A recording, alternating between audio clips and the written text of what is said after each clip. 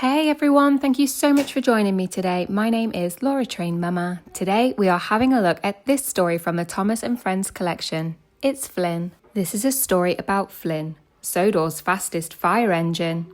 He can travel on a track or go by road. But one day, Flynn forgot how to use his road wheels. How would he race to the rescue now? Flynn was a fire engine with two sets of wheels. One set was for riding the rails and the other was for rolling on the roads. One day, Victor was fixing Flynn's road wheels. "Ready," smiled Victor. "Now you can rescue by road or by rail."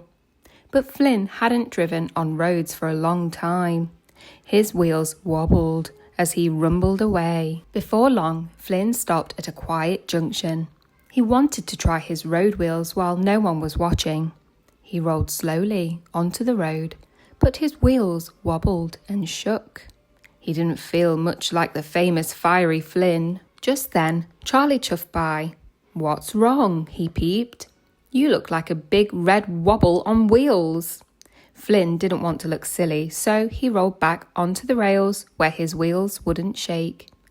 "The Sodor search and rescue team need your help," said Charlie. "Hurry, hurry, if you can."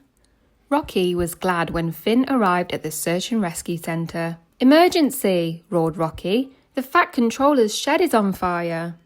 "Firefighter Flynn, ready, steady and raring to go," Flynn called. The quickest way to reach the shed was by road, but Flynn was worried about his wobbly wheels. "I can get there faster than fast by rail," he promised Rocky. Riding the rails, Flynn felt fast and fearless. Then he saw Butch had broken down ahead. "Can you give me a tow, Flynn?" called Butch. Flynn wanted to help, but he knew that would mean using his wobbly road wheels. He didn't want to be called a big red wobble again. "Sorry, Butch," said Flynn. "I'm racing to an emergency," and he rattled away. There was more trouble at the level crossing. Bertie had stopped. His engine had overheated. "Please, fetch some water to cool me down," beeped Bertie.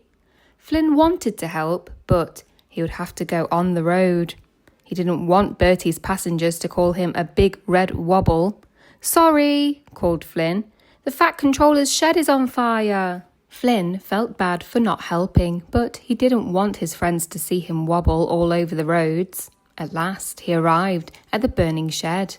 "This is an emergency," the Fat Controller said to Flynn crossly. "Why have you come by rail?"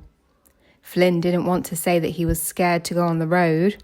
"I'm sorry, sir," he cried. "No excuses, Flynn," said the Fat Controller. "And no more delays." Flynn looked at the fire. Then he looked at all the people watching him. "They will call me a big red wobble," he worried. "I can't go on the road. I just can't do it." Flynn felt terrible. "I'm not fiery, Flynn. I'm frightened, Flynn. I can't save the shed and it's all my fault." Suddenly a little boy shouted, "Our firefighting hero is here! Hooray for Flynn!" Everybody cheered. Flynn looked and he listened. Then his wheels stopped wobbling. "I am fiery, Flynn.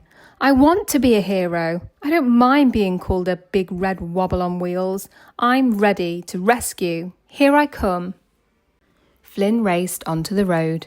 His wheels wobbled, but Flynn didn't mind. He was Firefighter Flynn of the road and rail. "Stand back for Flynn," the Fat Controller boomed. Water whooshed into the flames. They flickered and fizzled, and soon the fire was out.